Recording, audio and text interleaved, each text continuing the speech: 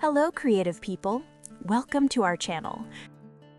Today, we have a challenge that seems like magic, but with the right technique, anyone can master it.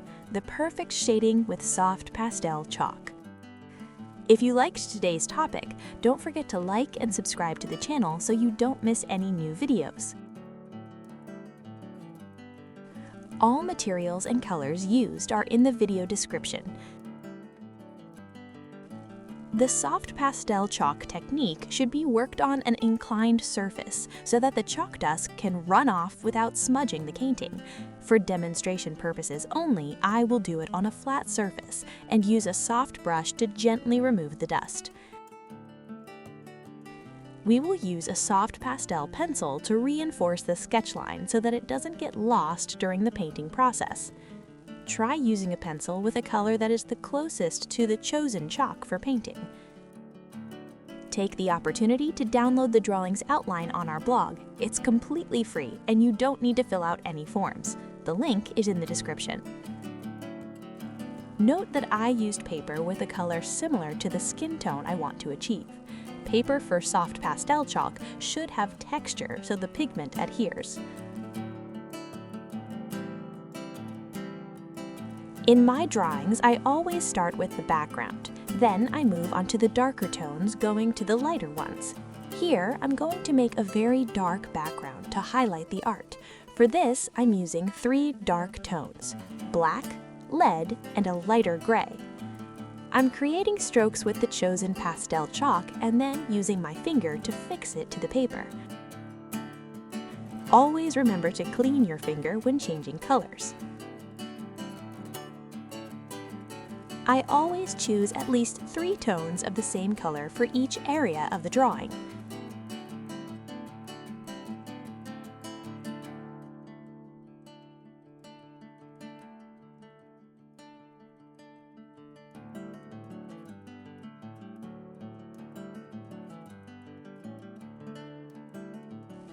To do the rest of the painting, I'll need a folded paper towel to blend the drawing.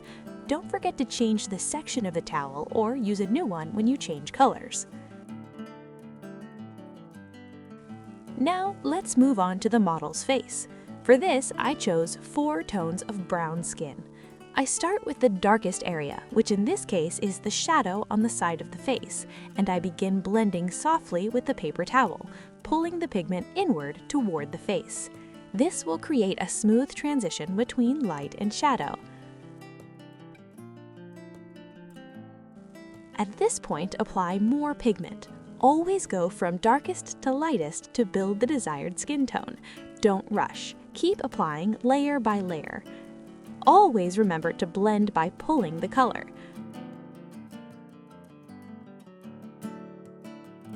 Use your reference drawing to see where to deposit the pigments in the shadow areas.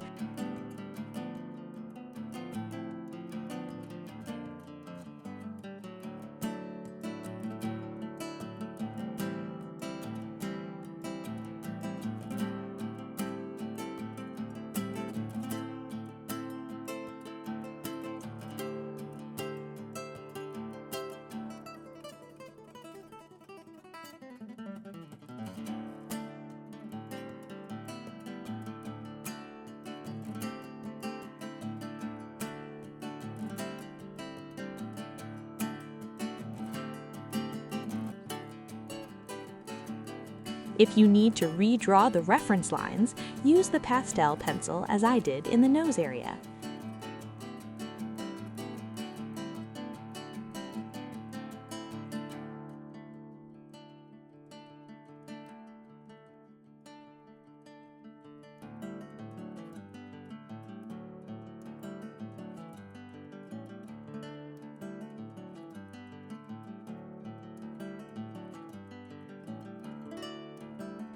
For very small and delicate areas, I use a paper blending stump.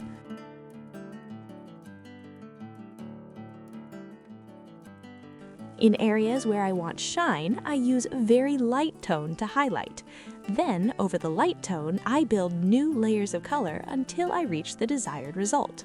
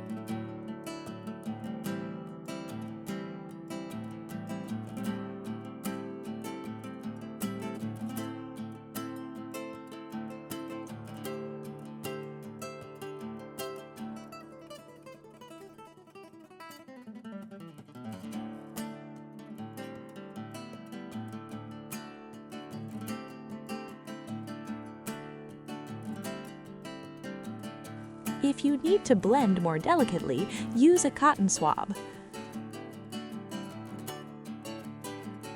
The eye area is crucial. In this area, I work more with the pastel pencil.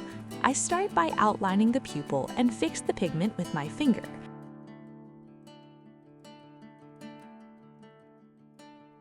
Then I paint the whites of the eyes.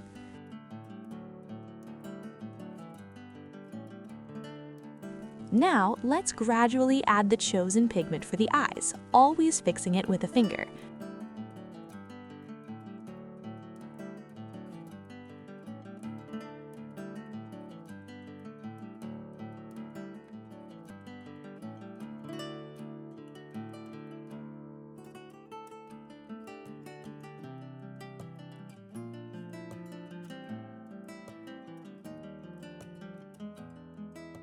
Use a white pastel pencil to create the sparkle in the eyes.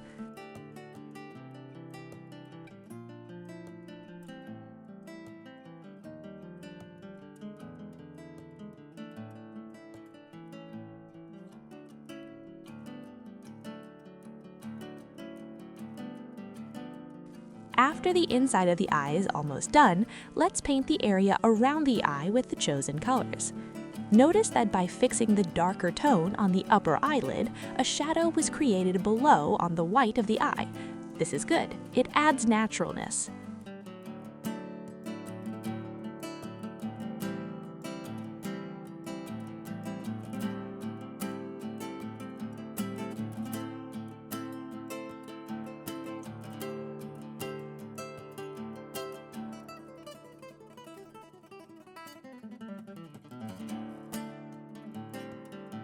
If at any point the shine or eye color becomes too light, redo it immediately so you don't lose the reference. To do the eyelashes and eyebrows, use very sharp pencils.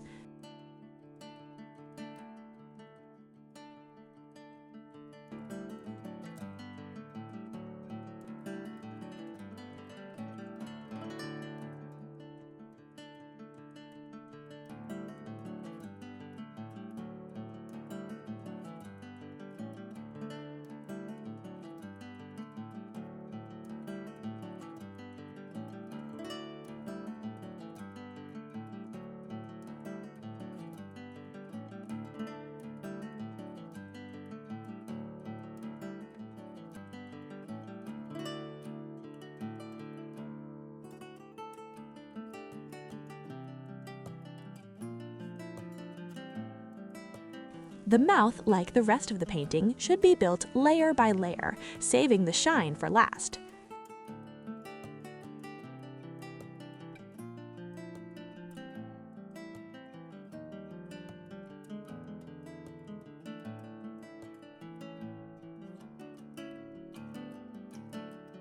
To make it easier to visualize, focus on small areas of your reference to recreate them.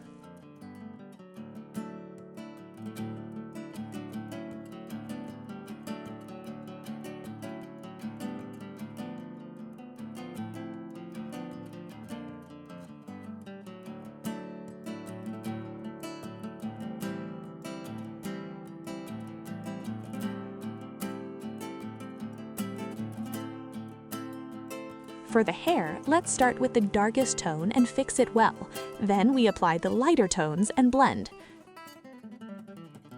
Don't forget to paint the shadow cast by the hair on the forehead.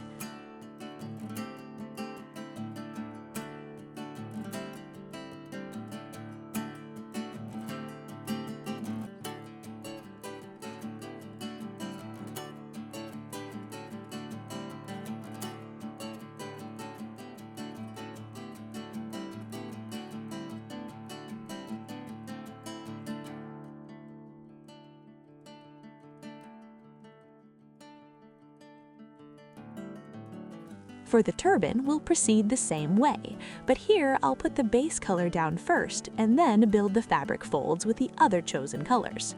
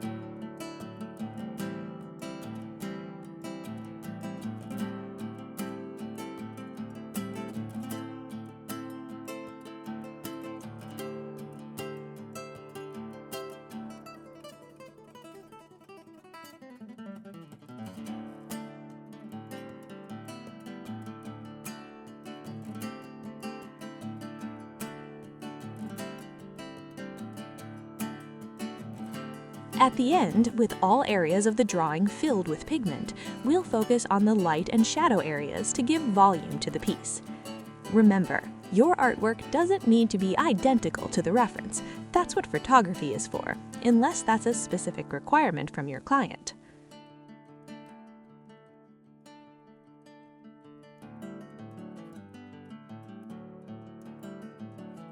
Since the background of the artwork lost its vibrancy from brushing off the dust so much, I'm going to redo some strokes. After the piece is finished, fix the pigment with a colorless spray fixative.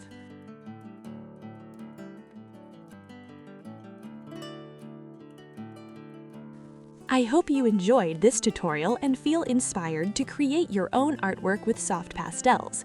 If you liked it, please leave a like and subscribe to the channel so you don't miss any other weekly videos.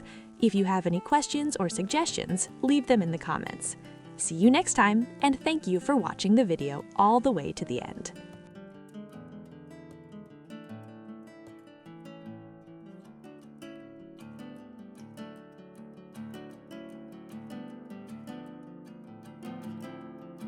Enjoy!